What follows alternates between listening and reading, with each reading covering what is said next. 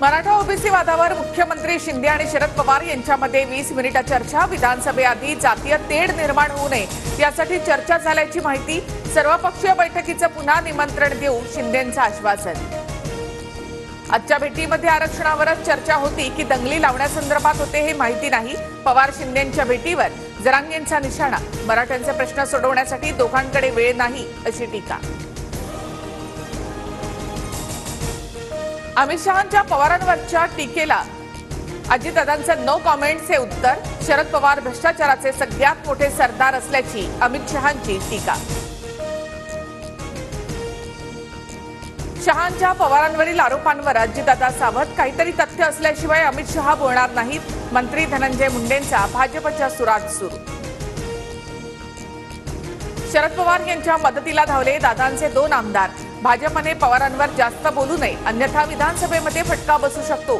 दादांचे आमदार विलास रांडेंसह अण्णा बनसोडे यांची नाराजी। शरद पवार भ्रष्टाचाराचे सरदार मग अजित पवार कोण? बच्चू कडूंचा शहांवर निशाणा। तर शहा बऱ्याचदा चुकीचं वक्तव्य करतात मग त्यांच्या अंगलट येतं। बच्चू कडू यांची टीका। मला घरी बोलावून धनंजय मुंडेंनी दम दिला होता। गोपीनाथ मुंडे यांचा पुतळा बनवू नको असं धनंजय मुंडे बोलले होते। शरद पवार गटाचे प्रवक्ते नितीन देशमुख यांचा आरोप। उद्धव ठाकरे महाराष्ट्राचे नवीन मोहम्मद जिन्ना। ठाकरे मुस्लिमांच्या आणि मुस्लिम ठाकरेंच्या प्रेमात। मनसेच्या प्रकाश महाजन यांचं वक्तव्य। इतकी वर्ष शेतामध्ये लपून होता तसेच रहा। प्रमोद महाजन यांच्यामुळे आम्ही तुमचा आदर करतो। ठाकरे गटाच्या चंद्रकांत खैरेंचा मनसेच्या प्रकाश महाजन यांच्यावर पलटवार। वादग्रस्त आयएएस पूजा खेडकरची आई मनोरमा खेडकरला 14 दिवसांची न्यायालयीन कोठडी। शेतकऱ्यांना धमकावल्याच्या आरोपात मनोरमा खेडकर सध्या अटकेत। केंद्रीय कर्मचारी आता आरएसएसच्या कार्यक्रमांमध्ये सहभागी होऊ शकणार। 58 वर्षांनंतर केंद्र सरकारने बंदी उठवली। भाजपचे आयटी विभागाचे प्रमुख अमित मालवीय यांची माहिती।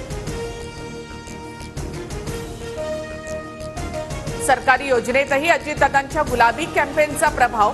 महिलांना देण्यात येणाऱ्या 10,000 रिक्षाही गुलाबी असतील। रिक्षांचा कलर गुलाबी असल्यामुळे योजनेचं नाव पिंक रिक्षा योजना असल्याचं अजित पवार यांचं वक्तव्य।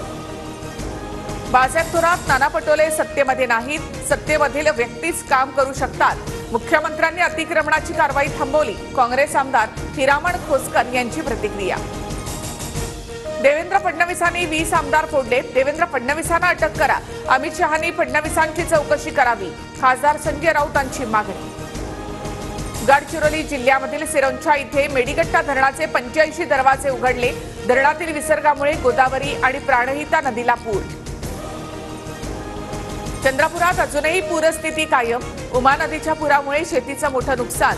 तेजस चौखुंडे नावाच्या युवकाने ड्रोनद्वारे टिपली पुराची दृश्य। तुमच्याकडे पैसा असेल तर तुम्ही भारतात परीक्षा पास होऊ शकता। नीट मुद्द्यावरून राहुल गांधींचा सरकारवर निशाणा। संसदेचं अर्थसंकल्पीय अधिवेशन सुरू। पक्षासाठी नाही तर देशासाठी लढूया। सर्वपक्षीय खासदारांना पंतप्रधान मोदींचं आवाहन।